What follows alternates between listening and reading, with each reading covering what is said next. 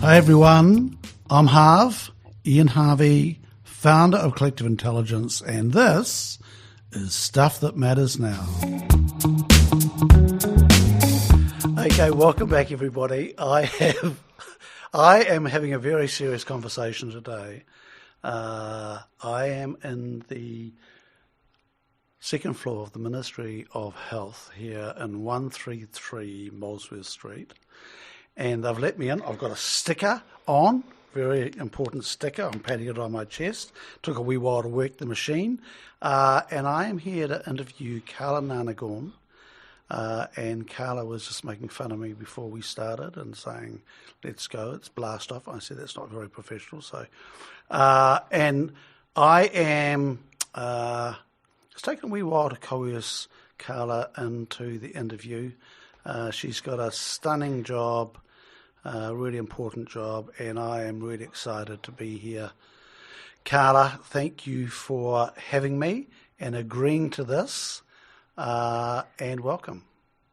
Thank you. Thanks, Harv. Yep. No, all good. How do you reckon you sound on the machine? Oh, a bit tinny. And Yeah? I get really conscious of my Kiwi accent. Oh, really? Absolutely. Yeah, it's great. Try a French one or something. No, God, no. No, I like my Kiwi accent. Carla, where does your name come from? Thailand. So, my dad's Thai. Yeah. And when I first met you, it was pronounced differently to what it is now. Yeah, so it's spelt Nagara. Yeah. So when we pronounce it phonetically, we pronounce it Nagara. Yeah. And when I was I've swapped. I swap around depending on where my life's at, really. So we grew up being pronounced Nagara, which is just easier because that's how it's spelt. But then, I went through a period where I used Nanakorn, which is the correct pronunciation, the Thai pronunciation. And then when I was a coroner, I went back to keeping it easy for people, Nagara, because you're dealing with people who are under a whole lot of pressure and stress and just hard for them. Last thing I wanted them to worry about was whether they had my name right or not. And so I went back to using Nagara. Right. And then in this job, I thought, kind of easier to go back to Nanakorn again. It's pretty easy. I mean, I don't mind. People can call me Nagara or Nanakorn, but for myself, I prefer Nanakorn because it's meaningful, whereas Nagara is not. Yeah. And it's funny now that, it took me a wee while to transition. I'm still transitioning now, but That's okay. I like the fact that it's got some meaning to you. Yeah, well, it does, because the Na means from, and the Nakorn is a short form of a city in the south of Thailand, Nakorn Si Thammarat, where my father's family is from. He was raised in Bangkok, but back there is all our ancestral roads on my father's side lead to Nakorn Si Thammarat. Right. So, Carla, who are you? And that's a really big subject to start off with, and the eyes are sparkling across the table. Or rolling. Rolling. Where should we start? Because the thing with you, you've done lots of really interesting stuff, right? Yep. Well, and you're doing some really interesting stuff now, and I'm just thinking, where do we dip our toe in the water? Well, wherever you like. You know me quite well, so you start where you think. Oh, should we start with golf? This is such a boring story and it's been rehashed. No, stop it. No, start somewhere else. Okay, we won't start with... Short part of that story is I swear when I can't get out of a bunker playing golf. And I thought, I like this one. It was superb. Yes, but I'm not going to swear today. Because you were so well behaved up until then. Well, I have to be in lots of aspects of my life. I have to... behave extremely well. Have to be a good girl. Okay. So, Carla, let's kick off so we don't spend all day mucking around. Let's kick off. When I first met you, you were a coroner. Yep. Yeah? Yep. Explain what a coroner does, please, and why you were drawn to that work. So in New Zealand, a coroner investigates the cause and circumstances of deaths and makes issues, rulings or findings as to the cause of someone's death and the circumstances. In New Zealand and in most of the Commonwealth, the position's a legal position as opposed to a medical position as it is in the States. So lots of people think coroners are pathologists, forensic pathologists, but in New Zealand they're not. They're judicial positions. You have to have had a background in law. And I've just always been interested, really, in the States' response to death and studied that in a research paper I did honours in sociology, and my research paper was about, the States' response to people when they die and that whole notion of death. Everyone sort of thinks of death as being the great equaliser, but it kind of isn't, in the sense that when you die, depending on how you die and to some extent who you are, your death's investigated in different ways. And I was just interested in that philosophically, really. And then I did law after a while, and I think I've been practising a while and just needed a new challenge. And I think the really interesting thing from my point of view was that the coronial system was reviewed and completely restructured. So back in 2007, they set up a new coroner's bench. So all the people that were coroners lost their jobs and had to reapply, and they went from being very part-time positions to full-time positions. So I applied and was appointed. After the restructure? After the restructure. Right. So I was one of, I think there were 15 coroners appointed to the new system. And some of those would have been coroners previously? I think roughly half the bench had been coroners before, and the other half we were, newbies. And what made you qualified to become a coroner? You just have to have held a practising certificate as a lawyer for 5 years, which I had, and I don't know what else they were looking for, but luckily I had it. So when you were interviewed for that, yep. 'Cause, you might glossing over some stuff here. When you interviewed for that, what were they looking for? I don't know. I do remember overhearing someone say I was only appointed because I was a young brown female, because it was like a few years, back 2007. So I was quite young. I was the youngest appointed, but and I thought that was just said more about them than about me. But I guess they were looking, I don't know, I guess they were looking for, I can only assume they were looking for people, or some people, who had a background in doing other things. And, I had a background in social science, sociology, Māori studies. I'd majored in Māori studies at uni and had worked in that field at university for a while. So, they might have liked that I brought a broader skill set, and my, my whole career hadn't just been law and hadn't been that narrow, I suppose. And how long were you in the role for?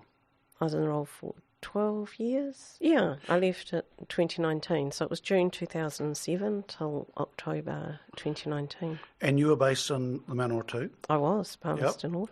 But you as a coroner, you cover the whole country at times, don't you? Well, you sort of do. There's different aspects to the work. There's the national duty coroner system, where there's always a coroner on duty.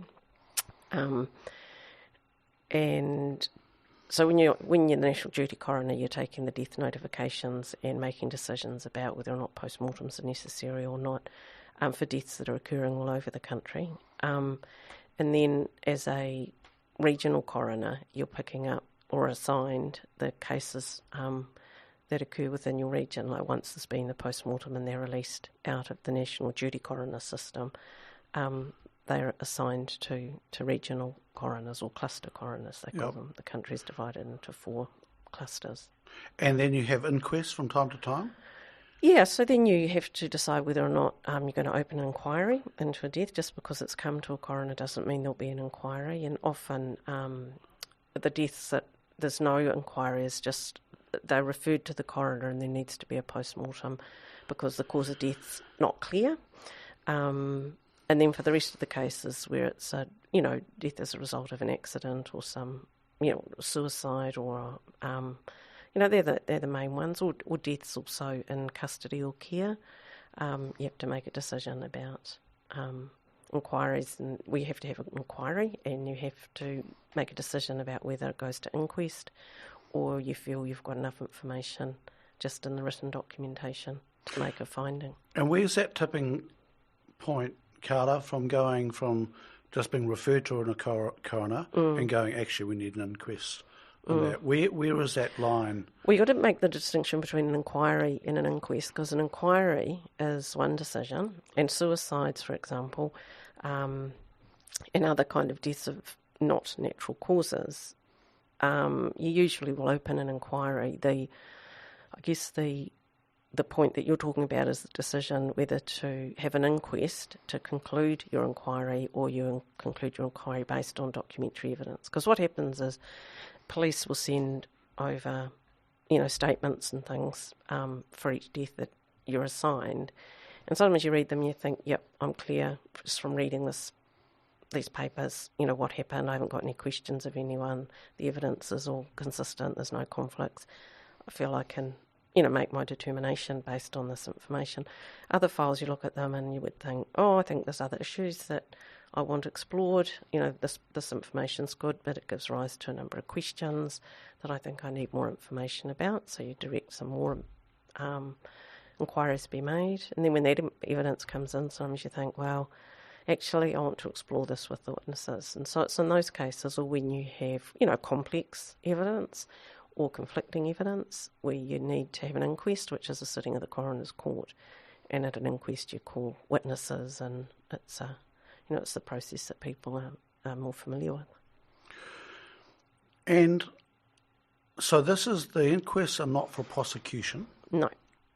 The coroner's court is for what?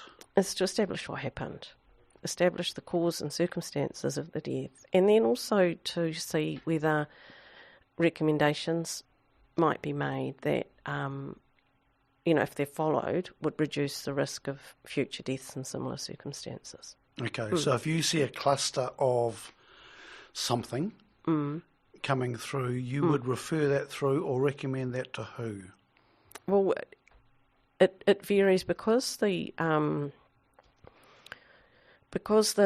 depends on the kind of death you're dealing with. If it doesn't necessarily need to be a cluster, sometimes groups of similar types of deaths are investigated in a joint investigation. Like there was one, a joint investigation into cycling deaths. I think there's recently been a joint investigation into deaths associated with an epilepsy. There was concern they were associated. Yep. I've got no idea what the outcome of that inquiry was, but that was recently in the news. But so you work out, I guess, in any case, whether it's a joint inquiry or just one, what happened, and if you think things could have been done differently, or there's potential for practical steps to be taken, whether it's road signage, for example, if it was a road accident, or whether it's a policy change at local or central government level, then you make their recommendations, to the relevant agency. Do people listen to coroners? Sometimes, and sometimes not. But now that I work in a government department, I understand it's not quite as simple as just, telling government departments, recommending they do things. Yeah. Carla, the young woman who started as a coroner, and the woman 12 years on or whatever, what changed in you through that period?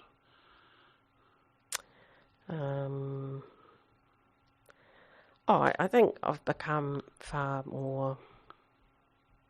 I learned a lot. I've learned a lot about how tough life can be for people, actually.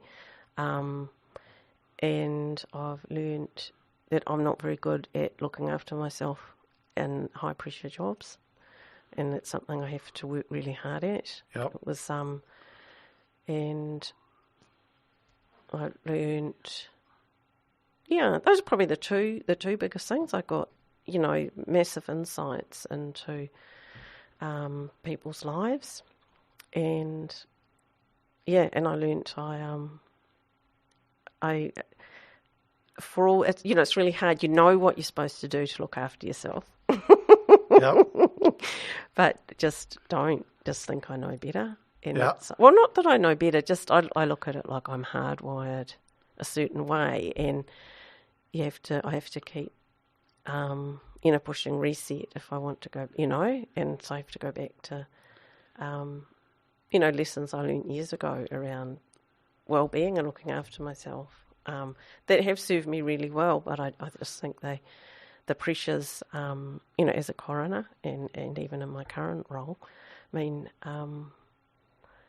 I would never describe myself as an A-type personality. I don't. But people who know me and hear that might just roar with laughter. But I don't think I am an A-type personality, for whatever that means.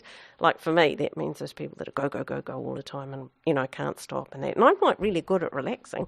But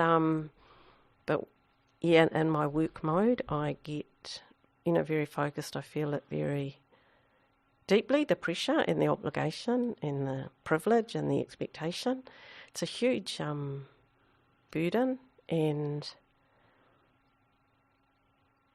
it gets hard, and you get sucked into this big vortex of feeling like you've just, got to get shit done, and it's hard. Because in your work, you could work forever and not be done. Yeah, I think that's the, and I think, like in as a coroner, there was just massive workloads, and they were very, they were punishing, and different kind of workload in my current role. Different kind of workload. It looks different. Like, at least as a coroner, you could, for better or worse, see the 300 plus files physically. You could see what they were. They would keep coming in the door fast, then you can get them out the door. Yep. You saw what they were, but in this job, it's different. Yeah, yeah. And really look, different. we'll get to Sure. your work now. Yeah, we will get to that. And Yeah. I just wanted to get that basis. Look, it just reminded me, Carla, of, and I quote you often. One of my favourite quotes in Collective Intelligence. I'm not sure whether you remember this or not, but I was facilitating your Collective Intelligence team one day, and there was an entrepreneur in the team, and he was talking about his badge of honour that he worked 80 hours a week. And do you remember what you said to him? No, I don't. I can't And you even think turned who it to was. him with this perplexed look on your face and said, "I thought you were good at this." And it was the most beautiful response to a workaholic I have ever seen, because he was an A-type personality, and he just worked all the time, and saw working 80 hours a week was this badge of honour, and this look of confusion on your face, and you said, "I thought you were good at this." It was just, I think it's just the most wonderful memories I've had as a facilitator, because it was like you'd sort of, I'm not sure the reaction was, like you'd slapped him in some way, because he was just like, "What?" And you could see him going, "Oh, I have never thought about it like that before." Yeah. Oh. It was wonderful. Yeah, I don't remember that much. Wonderful. It was down Well, here that's good. anyway. And it was, it reminded me, when you were talking about that just that lump of work that's always there to get done. Yeah. Well, that's the thing, and one thing I've always have been really good and disciplined about is I don't work ridiculous hours. I don't, and I'm really good at the boundaries around my time. But what I'm not so good about is all the other practices I have. Yeah. Should get into because my head doesn't turn off, so I might not be working, but my head's still going. And a number of times I'll just not be sleeping, and so I'm always grateful when there's cricket on overseas, in the middle of the night, because I can watch cricket and it just calms my mind and I can doze Because you off. scored cricket for a while. I did score cricket for a while. Yeah. Yeah. I said I wasn't going to bring that up. I know that's it. Oh. It's just, I don't who mind. would do that? God, that's a sad ass thing to do. Oh, that's what people think. I enjoyed it because it, it was, and particularly, because my sons play cricket, and so it gave me something to do to make sure I kept watching the game, but also enabled me to kind of go into a bit of a cone of silence, as people tend to leave you alone, and so for downtime, it was actually really good for me. Right. And I do enjoy it, Yeah, you can do it like in colours and stuff, and it looks really cool. But I don't do it anymore because it's huge chunks of time, and just I couldn't. Yeah, I wasn't enjoying giving up my whole weekend. 8 hours, 2 days, plus travel for away games. It was just too much. Carla, you mentioned before you learnt te reo. Yep. And I've had the privilege to listen to you talking to your mokopuna. Oh yes, yeah. and how I have wondered how many languages they speak already. Oh, they just speak English and Māori, and I think they're learning some Samoan. Their granddad's Samoan, on their paternal grandfather. Right. Yeah. And so they haven't learnt to speak Thai yet? No, because no one's speaking Thai to them. Right. So, I don't speak Thai. My father doesn't speak Thai with them. Yeah. So, no, I don't think Thai. I think they would have to go there to get it. Yeah. Because I look at when you do that, and it's just the most fascinating to watch these. I'm not sure how old they're just little. Yeah, 4 and 3. Yeah, but and even younger, just watching them grasp 2 languages straight off. It's been amazing. And I'm just going, wow, look at that. It's with them for life. Yeah, they're really blessed. They've been really so well nurtured. And, so the older one, she's off to Kura soon. She's so excited. Yeah, it's great. It's great. Yeah. And apparently it's just phenomenally good for their brain to learn that at that age. Yeah. No, they're... they're great joy. Great joy, my wee girls, yeah. Carla, what's your greatest memory or thing that you're proudest of as a coroner? What was the thing that you look back on it warms your heart?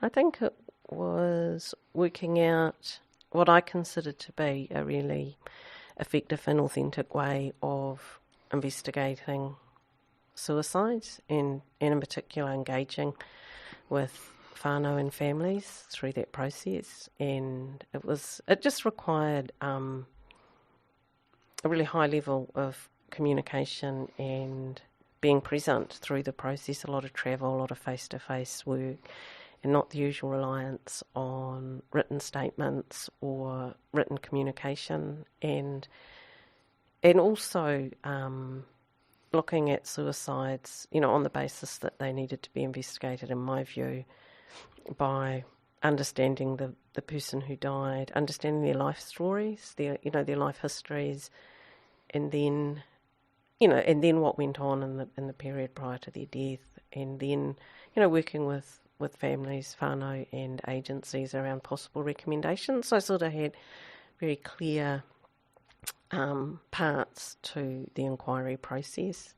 And I was really, I was proud of the work that I did, using that model, and, mostly proud of the fact that I was able to put suicides into a context for the family, because it was never about thinking I could tell them, why their loved one took the decision they did on the day that they did, nothing like that, but helping them understand suicide in its context, and I think I was able to do that to some extent. It's not about, grief resolution or anything like that. That's a completely different journey. But for my part in it, in the process, I felt like I was able to help them, and so that was probably the work that had most, that I was most proud of, and I suppose it's pride, yeah. So we're going to be talking a lot about suicide today, because that moves on to your next role. Before we do that, what was your biggest frustration as a coroner? Oh, just the volume of work, the sheer volume of work, and the inability to using that model that I used was, it was hard. So on the one hand, I was proud of the work that I did, and on the other, I was really conscious that doing the work that way took an inordinate amount of time, which meant other files weren't being done. So it was kind of It was really double-edged. For me, investigating like that, once I kind of happened upon, once it kind of evolved and I realised that was really, for me, the only authentic way to do that work, it meant I was always trading time. Yep. And that was huge. And I got burnt out by it. Yep. Yeah, I had 2 periods of burnout as a coroner. Yep. And so we would have been interviewing you at the Ministry of Justice building somewhere as a coroner. Now we're in the Ministry of Health. Yes, we are. So what is your new role? In October 2019, I was appointed the director of the Suicide Prevention Office. It was just established. The office opened in a month after I was appointed. Congratulations. Yeah, thank you. And this is under the new wellbeing budget that Labor have put together. It's all part of that package? Well, sort of. It's so all that kind of, that budget was before I started. But basically the office was, or the establishment of an office and of a new suicide prevention strategy and action plan were one of the recommendations of the government inquiry into mental health and addiction here at Oranga.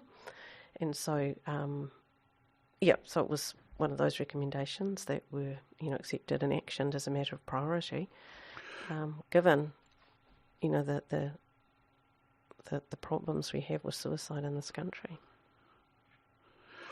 So, Carla, I'm containing myself. Look at me go. Look at this.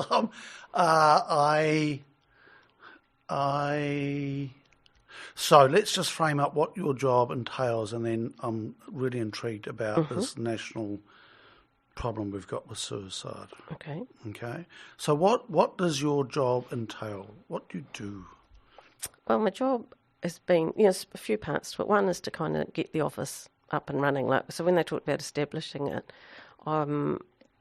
we didn't really have any staff. Like there were a couple, people that were in the ministry that had been working in suicide prevention. So they were sort of shifted on board with me, and that was it. And so I've had to, recruit a bit of a team. I had to, deal with suicide prevention contracts that the ministry held, and there, and then there's really the key things. So those are kind of the setting up stuff. So there's all the setting up stuff, but I guess for me, I think that the key things in my role are, the office has to provide national leadership and coordination of suicide prevention, and we have to operationalise our suicide prevention action plan. So we've got a 10-year suicide prevention strategy, he tapu tōranga o ia tangata, and then we've got a 5-year action plan that started in 2019, goes to 2024. And there's something like 57 actions within that action plan, and so the office has to. And I think the really key thing about the strategy and action plan is they're not actually just targeted at like the office or the Ministry of Health. The strategy very clearly sees suicide prevention as being in all of government, all agency, all of society endeavour. And, one of the things that the Prime Minister said when she set up the wellbeing budget, and I'm sure it's got a better name there, and she said, do not expect quick results from this. This is a long-term strategy. And I thought that was a really smart thing for her to say, because you can't, these things are systemic. They're not something you're going to fix within 2 years, 5 years, or maybe even 10 years. It's a long game, isn't it? It's a really long game, and so it's hard, because people haven't grasped that yet, I don't think. And so there's a lot of where's the results? Yeah, where's like having there's no change, and it's like, goodness me, Yeah. It just, in my view, represents just a misapprehension as to the nature of the problem and the solutions. And Carla, tell me if I'm off track with this, because all right, so okay. because what I would love to do is, the question that's burning in me right now is, why has New Zealand got a suicide problem? I think if you accept that, a suicide suicide rate in a country can reflect, lots of different things, and it's.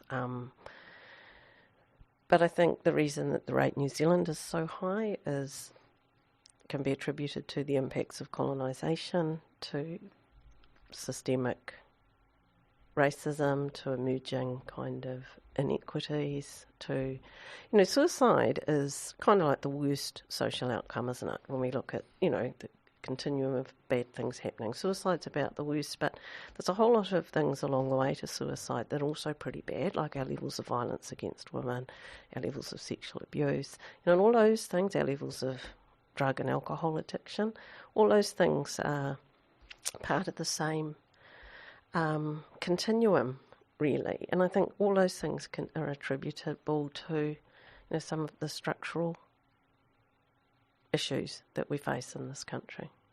And the impacts of colonisation is a huge one, and systemic and ongoing racism is huge, as is, treatment of women. And then there's growing inequity in this country. I talked about that recently with Peter Butler, talking about the mobility. They talk about mobility has decreased, so the opportunity for people to get ahead has decreased. And to shift from one socio-economic group, for want of a better term, to another, is that the opportunity for that has decreased. The problems with that, are huge. Yeah, it's interesting that, you look at that list, Carla, you can't shift those causes.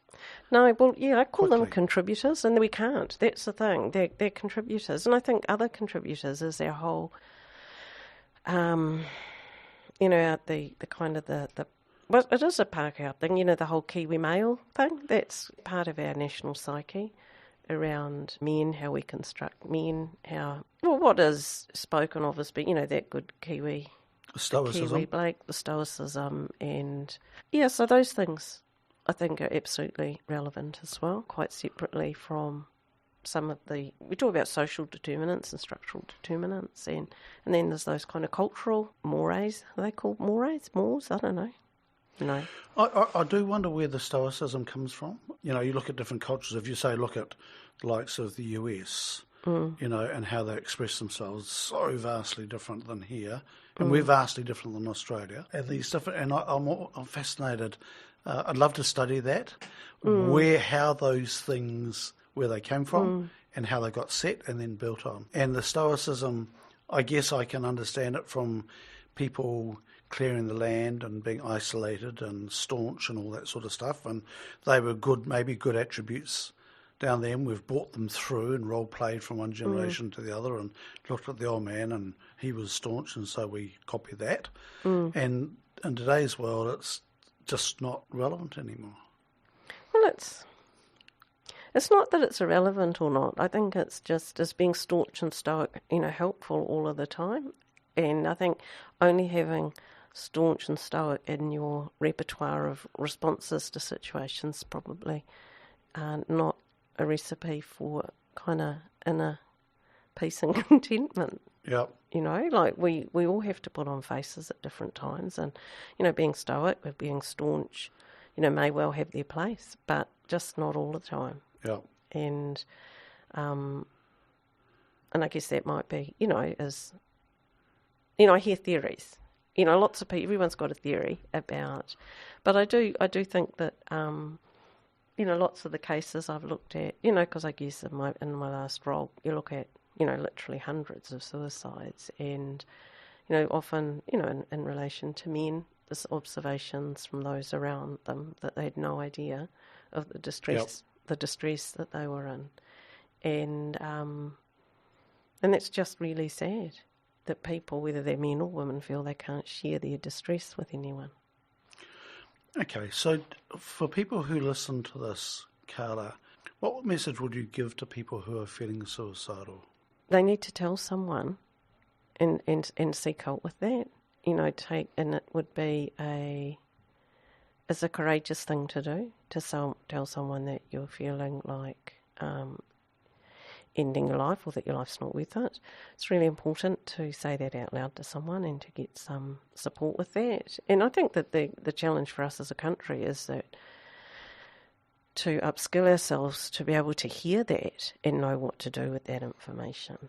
And I don't think that we do, so that makes it really hard for people to speak up because they don't know what reaction they will get.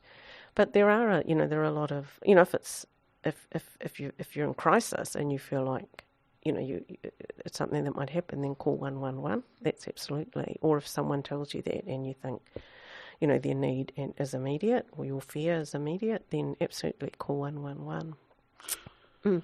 So the listening thing I think is really important, Carla, that how many times do we miss cues for people crying out for help in their own way for this, and we don't hear it.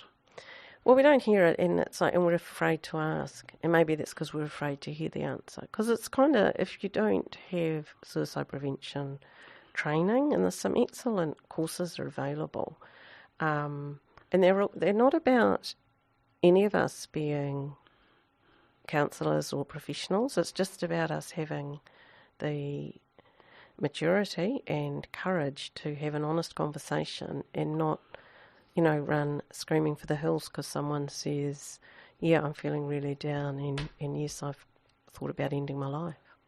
That to me, if someone says that, that's just an opportunity to thank them for trusting me with that information and engaging in a real conversation about how can I help? What do you need right now? What's going on for you? Really, really important not to leave people alone who have said that until you can get other supports. But it's all about being alongside people. Yeah. Something that we work on in our work when we get together, whether it's weekly or on a Zoom call or whatever, and have a check-in first and see how people are and not treat them like robots. And so the first thing, and I worked with an amazing woman, Mary Beth Robles, who would always start a meeting with the check-in. And at first I thought, oh, come on, let's get on with the meeting, right? What's with this bloody... And I used to get frustrated with it, thinking it was a waste of time. But it's not, because you end up with a far more productive meeting, but also you get to actually connect with your teammates and find out how they are. Sometimes it's sharing some really good news. Sometimes it's just listening to people going through some really tough times. And in our office this year so far, myself, I had a shitty February, and I shared that with the team, and they helped me through that. And then another team member had a difficult time recently, and we helped with that. And that is not being counsellors, and it's not also being but it's actually just being. I was going to say the F word then. No, I didn't. We're not swearing. Yeah, good boy, eh? And it's about being human. First and foremost, being human.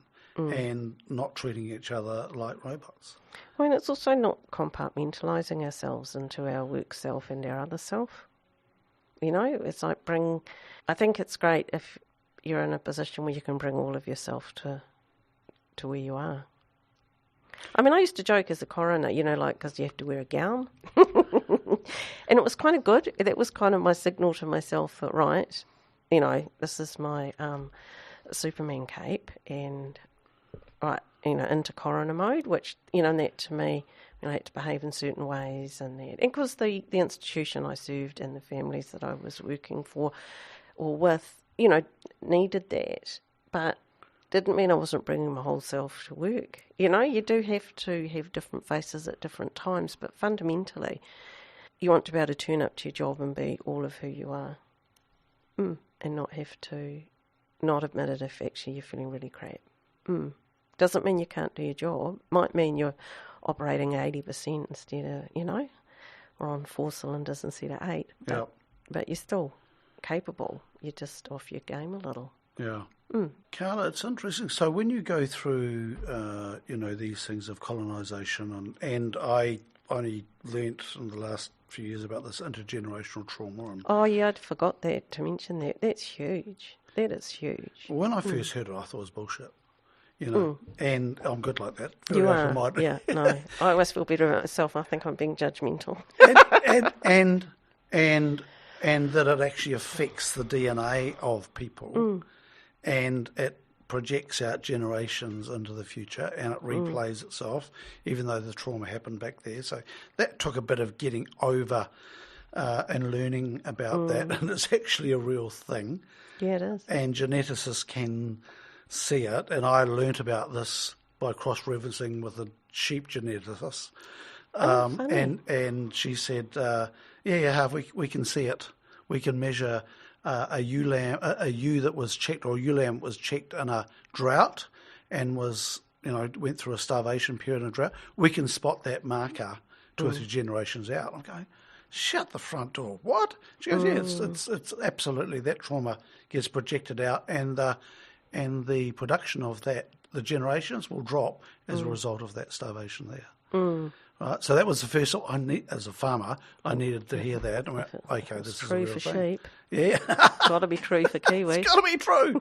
So that intergenerational trauma, man, that's, and how to break that cycle is huge, eh? It's really big. I certainly don't have the answers. But it's one of the biggest challenges I think this country faces, is how do we break cycles of abuse and violence and, addiction. And then if you see the gangs becoming more sophisticated, better resourced, picking up kids. Oh yeah, I wouldn't be demonising gangs for all this. Not demonising. Yeah, no, but it's like I don't think that. Yeah, sorry, carry on. I don't think you're demonising gangs, but what I heard then, but I didn't let you finish. Why don't you finish, Harv? No, well, it's just that I heard recently a really interesting description of gangs now being well-resourced hapu, right, that have moved into the, and becoming really well-resourced. The problem with that is that there's also the meth, and there's a whole lot of other stuff that goes on there. But, I do have a lot of faith on the rise of Maori culture and language and so forth, helping young Maori, when you talk about the racism and so forth, young Maori becoming better resourced and connecting with their hapu and their roots and so forth, helping in that as well. So it's just another complication in the story, right? And so I do have a negative view of gangs in New Zealand, and I also know how powerful they can be, and that it's also not all bad. Yeah, and I think, the other side of that kind of coin is who's perpetuating the racism, and, issues of, violence, abuse of children, abuse of women, are obviously found across all ethnic groups and all strata in our society. And I think that is, that reality is not often spoken about. And, Māori suicide rate is high. There's no question that, and young Māori, a very high suicide rate. Now, youth suicide rate generally is really high, and that's contributed to by a range of factors. But we talk more generally about, the dysfunction or the frailties and the contributors are found right across our society. Yep. And it's really important, because I think one of the challenges in suicide prevention, that I often, think about is that traditionally and historically in this country, suicide prevention has been considered a mental health services issue. If we had more services, our suicide rate will go down. But our suicide rate won't go down until we start as a country addressing all the issues that contribute to the distress that make people need services in the first place. So services are important, but in the long term, we're not going to bring our suicide rate down unless we address the social determinants that lead to the distress that lead people to need services. And I use the word distress, deliberately, because the other part of that is that people think, the populist view kind of is that people end their lives because they're, mentally unwell. Right.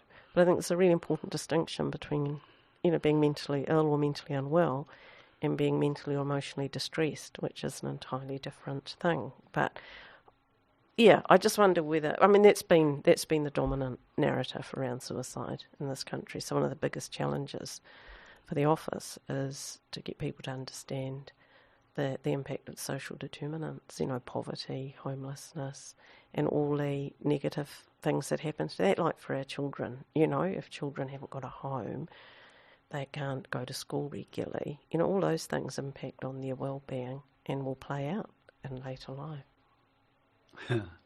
The subject seems so big, Carla, to fit into a podcast, right? Yeah, it is big. It is a big issue. There's no question. Yeah.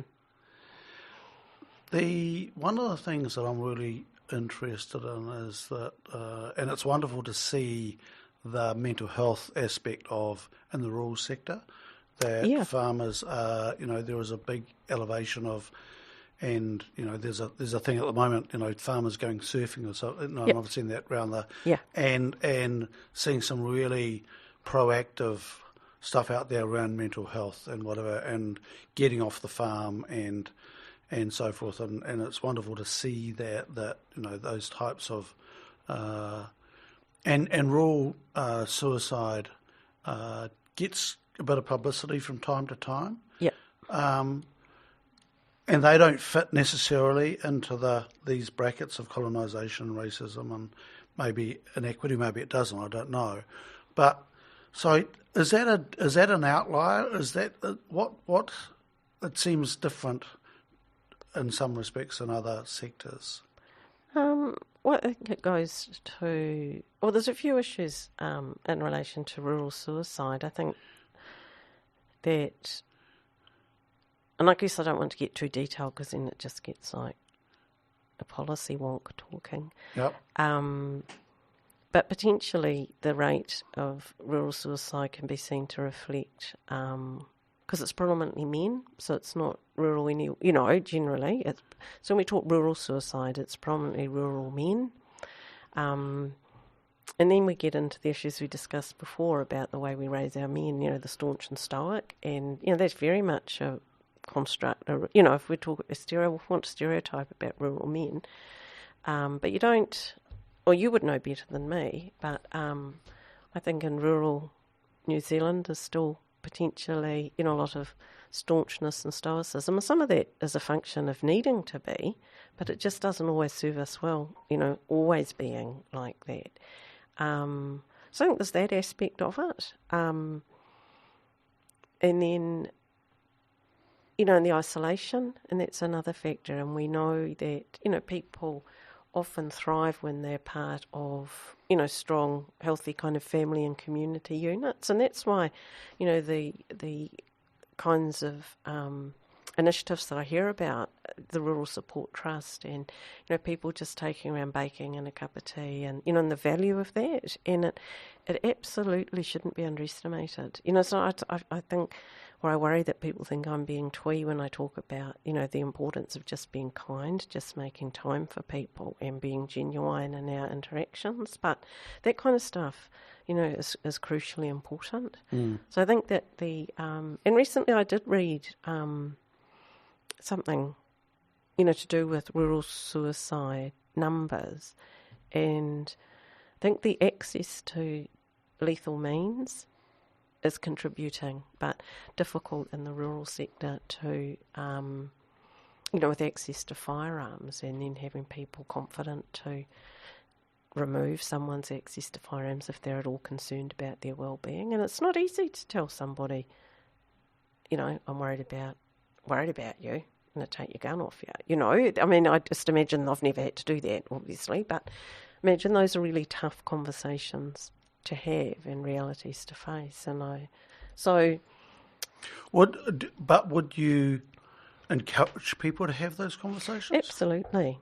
And Carla, this is a subject very dear to my heart because I'm just trying to remember how long ago, 2 or 3 years ago, I came close to losing my oldest son, Guy, through suicide. And he had been through a really, really tough period at work, and he had been subjected to bullying for a long period of time. And Kate and I had stepped in at that point and confronted the family and so forth. And Guy is I would describe him as a teenager. He was a tough kid, and he was worn down over a period of time. And there was a number of factors that came to that, and luckily he didn't succeed. And we have, talked a lot about this with Guy, since then and so forth. And he is still recovering from that. It's taken a long time to build that resilience back up again, and I'm not sure where he's at yet. And I know he'll be okay with me talking about this because I've asked him. Because, but the thing that really, the thing I was so proud of him, Carla, was afterwards. He got out in the community and he met with people and he didn't hide away. And people accepted that, and he got wonderful support in the community, and the Rural Support Trust was awesome. They're great. And I was just so proud of him after that period of just going, mate, look at you going off to young farmers and different things and fronting up, and it would have been bloody awkward for people, and yet it was so important for his healing process. And that's great that he did that, because people are much more likely to listen to someone who they can identify with. And Carla, the thing is, if I talk to him, I'm going to say 6 hours prior to him attempting to take his life, and I had no idea. No, and look, sometimes, now correct me if I'm wrong, had he been drinking? Yeah. And he'd been binge drinking, and he had just won a young farmer competition, and he had. It was interesting. He'd been through this really intense period, and then he'd come out of that, and he was actually in a reasonably good space. And so there was a bit of a lull, and maybe the adrenaline had dropped or whatever, but. And then he'd been out and he'd been binge drinking. And on the night he made his attempt, he was drunk. And so, I mean, that's the thing. Usually, sometimes, you can tell, and sometimes you can't, that someone's at risk or are going to take that. But, alcohol and drugs are really problematic because they change people's impulsivity, and that's really hard. And I think, you just never know what's people's backstories are, and that was why I always wanted, as a coroner, to understand. This was particularly with deaths of young people, teenagers, understand what their lives are like, because people look at other people and make judgments all the time. We all do it, and it's like, so they would look at a young person, they had everything going for them, things were a little bit, tough at home or whatever, but basically fine, bright, blah blah blah. But when you look into their backstories, you find all these things that have gone on that I guess for myself, because I've got my own backstory, I describe it as a bit of a stain on their soul. And so I think for Guy, maybe having been through a massive period of bullying and that sort of thing, that, binge drinking is usually symptomatic of some underlying distress. So it's kind of like, we don't know, but the signs are there. But equally, suicide is, most people don't end their lives. Most people who binge drink and have a backstory don't make attempts to end their lives, and certainly don't end them. You know what I mean? So it's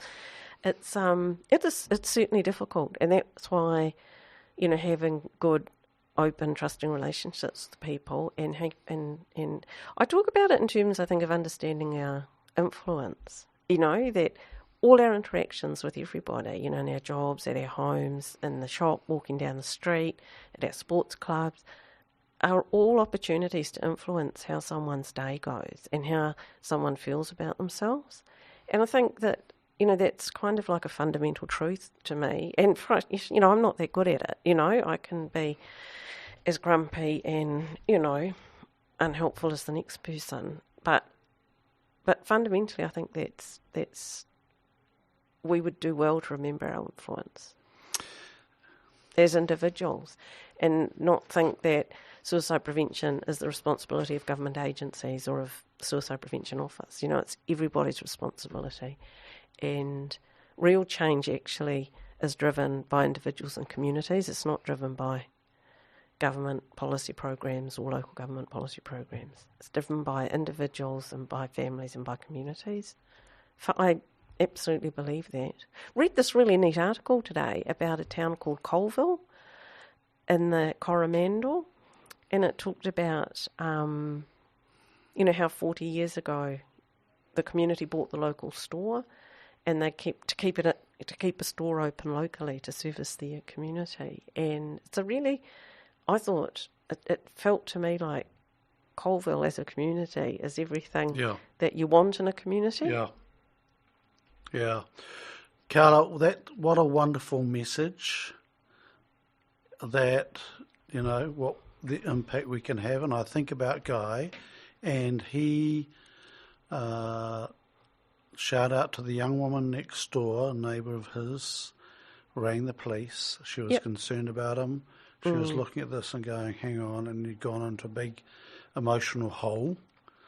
And she rang the police. She had the guts to pick up the phone and dial 111. And the police came and saved him as a result of her actions.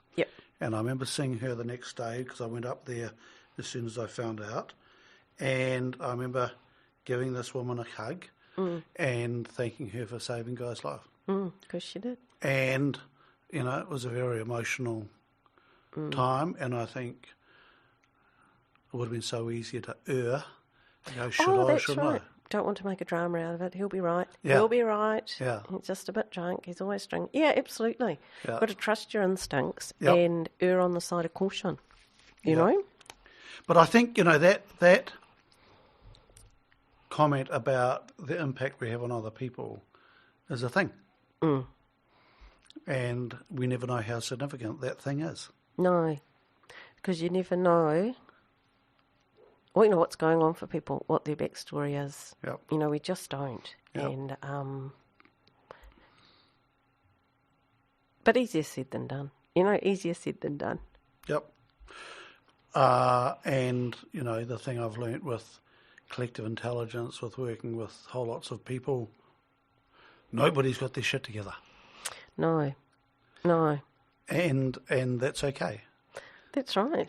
It's much more interesting being a flawed human being. Yeah. But so often we look at movie stars and I think we're getting better at it, Carla. And going back to your golf, I listened to a wonderful interview last night with the major or something. I can't remember what. There's a tournament this week. Yeah, I think it is the major. And they interviewed Bubba Watson. Oh yeah. Who's, you see him as a quirky, flamboyant sort of a dude, right? Yeah. And he talked about his demons. So here they are leading up to this, and I thought, you bloody beauties, they are not putting up another success story. They're putting out for conversation his challenges, his mental challenges in life, and how his dark moments, and they showed them on the golf course, showing up and just the mood and it was nothing. He wasn't tossing his toys, but you could see from the face. And he talked about what was going on for him then and how important the relationships in his close personal life were. Yep. All the other stuff is just fluff, right? But the key things was his relationship with his wife and those things. He said all the other stuff's just bullshit, and it doesn't mean anything. It's those key things. And I thought, I'm not sure if I've seen that before on a sports channel, or maybe I have. But anyway, I thought it was bloody good. Yeah. Them putting it up. Yeah. Because it's so easy to look at other people and think everybody else has got their act together. Why am I such a failure?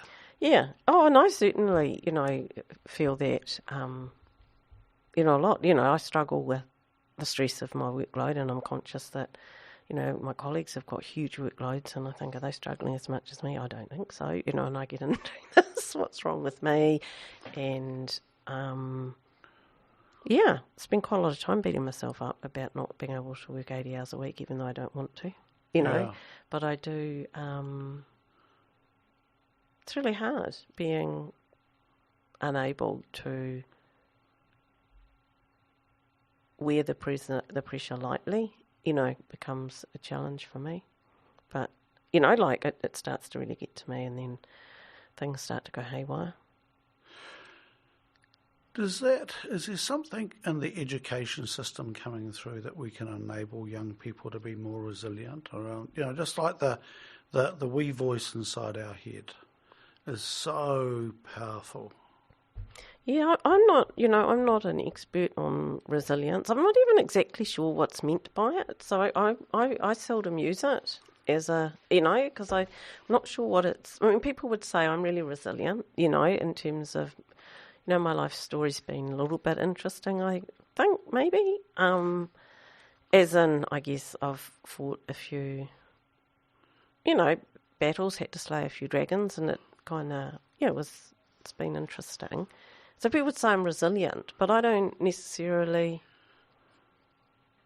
if it's resilience that, what we want for our young children is to grow up in environments where they're not exposed, to trauma and disadvantage. Because disadvantage and trauma, send us down paths that require us to be really resilient. Because, really, fundamental disadvantage and childhood trauma aren't...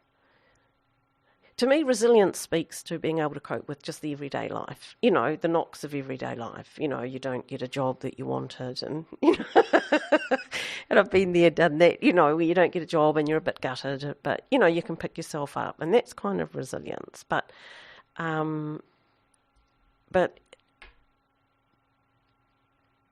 to carry, like, the consequences of, fundamental disadvantage or fundamental trauma as a child through your adulthood requires something different from resilience. That's all. So I just think we need to be careful when we talk, what are we talking about? We talk about resilience.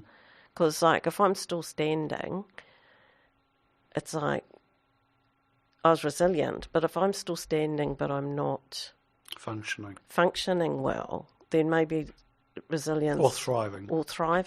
Or at peace with myself. If my head is still really noisy and I'm waking up to watch cricket because it's the only way I can stop, then I might be resilient, but it's, I'm not my best self. I'm not at peace. I haven't found my peace. So I sometimes talk about finding my peace. Yep.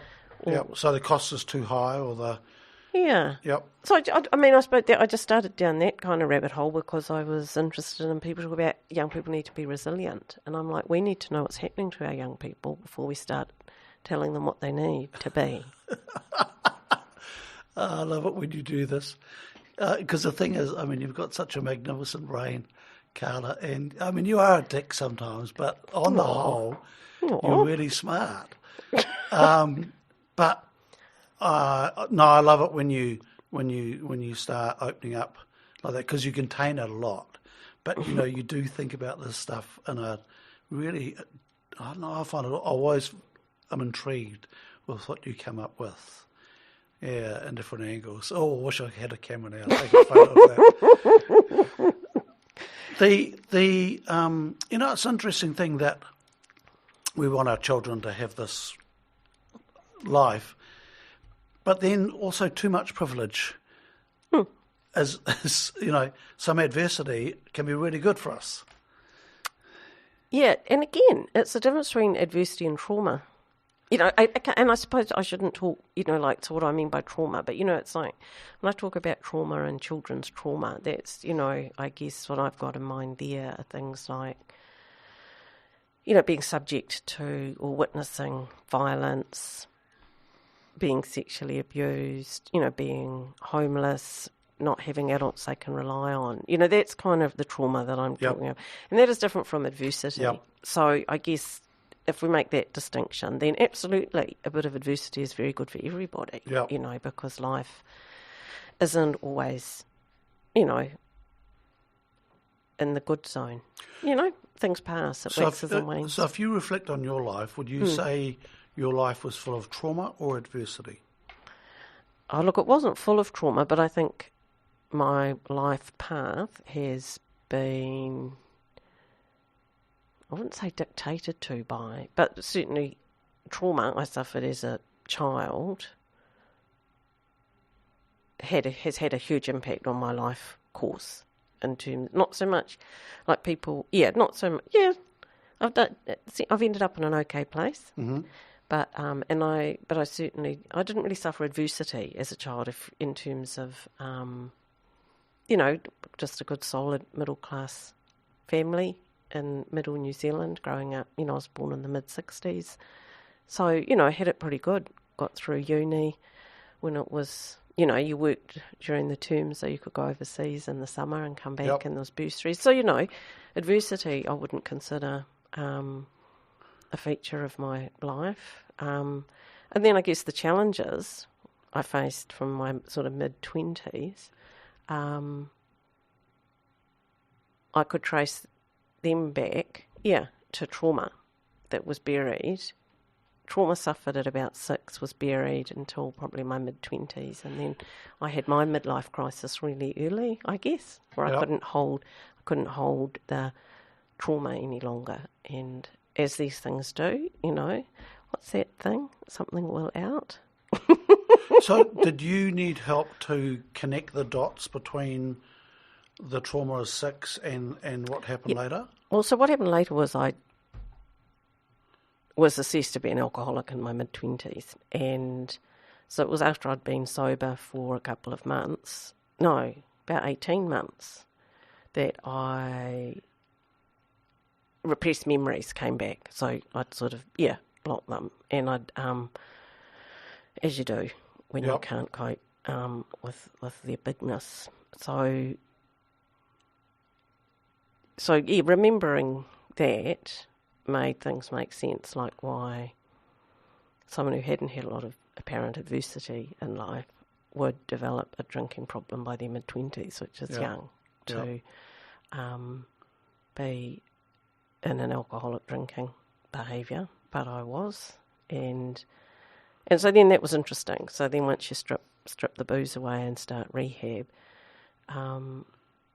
it's just a Pandora's box of not necessarily good surprises, but you work your way through them, and it's years of battles, and I guess there were some real adversities in those years of my early recovery. Probably the first 10 years were really challenging because of decisions I made, choices I made, but that's okay. Just gives me so I guess I understand it. I understand some perspectives around why people behave they do or make the choices they do. And so I think it's served me well, my own experience in terms of some of the work that I've done. Thanks for sharing that. That's all right. I'm 30 years sober soon. Do you think it's going through that has equipped you in your professional roles? Oh, look, I think it's given me greater insight. I joke about being judgmental. I am judgmental in some ways, as you know. You know me well. I'm not slow to express a view about various things. But in other ways, I am not judgmental at all.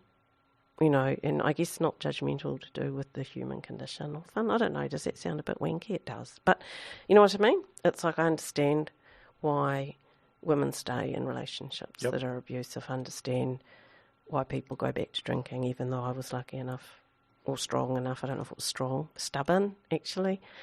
People who helped me enormously in my recovery often tease me about being stubborn. And I think, I did. I white-knuckled my way through. It was hard. It's hard to give up. I remember it vividly. 30 years since I had a drink, and I still remember vividly how much I enjoy not being sober. So I think it served me well in a way, but it also brings with it, a frailty that sometimes for me, just it's that stain on your soul. Yep. Yeah. Yep. Yeah. I don't know if it's a frailty, but... Yeah, a stain doesn't sound like a frailty. No, it is what it is, and it's the thing. I suppose I spent the first 25 years of my life. Well, no, the first 6 years was, but then from 6, with this burden that I didn't know or understand, but that led to the way I conceptualise it. Just really ingrained views about myself, and about people, and about So it does really. Makes you not hardwired, but because you're so young, you just learn ways of being in the world that don't necessarily serve you well anymore as an adult. But I just find it interesting how often I can go back to that, and I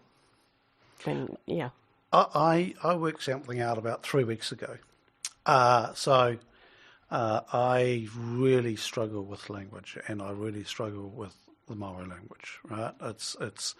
I was born deaf, and they found out I was deaf when I was about 9 or 10, and off I went to elocution lessons and to get me to speak English. And up until then, they thought I was just dumb, and then I was deaf and dumb, so boom, just smashed it. And couldn't get hearing aids to rectify my hearing loss until I was actually 30. And heard birds singing for the first time when I was 30. It was just like, wow, listen to that. Amazing. Noisy bloody things. And so I went off to elocution, had a magnificent teacher, and but she put me into these competitions, reciting Beatrix Potter and shit like that, right? Standing up on stage in these competitions, and all the other kids in the competition were there to compete. I was there to give me the confidence to get up and speak in front of a crowd, right? Totally different gig. I was terrible at it. And you would see people smirking and so forth in the crowd and whatever, right? And as a kid, I was a sporty kid. I'm like, what am I have to do this shit for? But I had to do it, and I'm actually now very grateful that I was made to do it, but at the time it sucked. I realised recently I was with a group of Maori leaders and they ordered a mihi and so forth, and I didn't. And I realised at 3 a.m. the next morning, tossing and turning, that I had put myself right back to that 9 or 10-year-old, going, I don't want to do this thing that I'm not good at, the language and and the Maori language is so the vowels are soft. Even with hearing aids now, it brings my hearing up to about 80% of the average punter. And I thought, bingo, that's what it is. That's my block. And it will make it easier for me to go out there and go, I'm going to give this a go, and I'm going to learn a mihi, and I haven't done it yet, but I'm going, got it. That's where it is. That's why this massive block, whenever I step there, woompha, this curtain comes down, and I could remember directly back standing on the stage in Masterton, and these kids and parents and so forth smirking at me not being able to recite Beatrix Potter, and it's only a small thing, but it just blocked me taking on. Fascinating. Yeah, and things do, and it's funny. You just carry them your whole life. Yeah, and and if I don't take good care of myself, I get more kind of pushed around by those kind of demons or old ways of reacting to things, then it's good for me. Carla, we could talk all day. Yeah, but no, we can't. I've got to get somewhere. Places to go, huh? Yeah. Can we I just want to round off this interview and go back to, I think, the incredibly important message before I say thank you for this conversation. I'll go back to that, comment you made about the impact we have on other people, to actually think about that the biggest impact on our suicide rate is with us and how we interact with other people. Is there anything you want to add to that? No, I mean, I think that, that sums it up. I think, the individuals, are far more powerful than they realise and far more influential when it comes to, our well-being. And in the office, a whole lot of our work is premised in kind of this fundamental belief that suicide prevention is about building strong individuals but we only get strong individuals out of strong whānau families and strong communities. So that's where it starts. That's kind of the fundamental premise. Lots of other things are involved, but that is a fundamental notion, and more importantly, it's something that we can each as individuals contribute to. Lovely, thank you. And if you have suicidal thoughts, you reach out? Yes, I do. I don't find that easy. I wouldn't say I have suicidal thoughts, but certainly I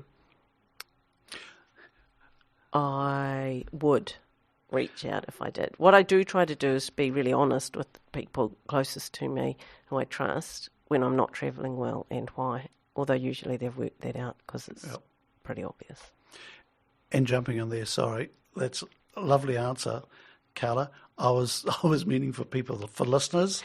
Oh, if they're I out there. see. But yes, what a wonderful way to answer. Thank you so much for that. Nice cock up in the way I framed up the question. So thank you for that.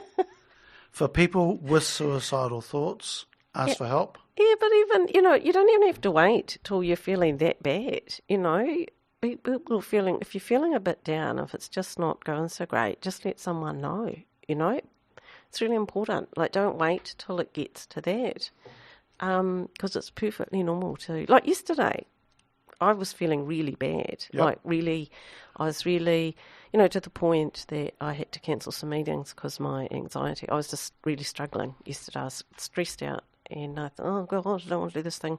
I might just cancel, take the week off because I just feel dreadful, And then, but I looked after myself quite well and I did what I could work-wise. And I did other stuff well, I ate well and I didn't drink lots of coffee and that, and I slept well last night. And then today I woke up and I feel like a completely different person. And I think that that's the other thing we have to remember, that, we have different moods and they pass. And it's how we deal with them when they're with us. If I am having one of my scared days or anxious days, or, that just understand that that's part of the human condition, and ask for help, let people know, and look after yourself well. Brilliant. Okay. Carla, thank you for your time. Oh, you're welcome. It's been wonderful. You've just been listening to an episode of Stuff That Matters Now, brought to you by Collective Intelligence. I hope you enjoyed listening to the fun stuff, the rugged stuff, and the complete stuff-ups that have helped this particular Collective Intelligence member evolve while making the world a better place. Do check out our Stuff That Matters Now podcast series on your favourite podcast provider, or visit our website www.collectiveintelligence.co.nz to get links to new episodes. Contact us if you want to learn more about how we can help you evolve yourself and others. Thanks for listening.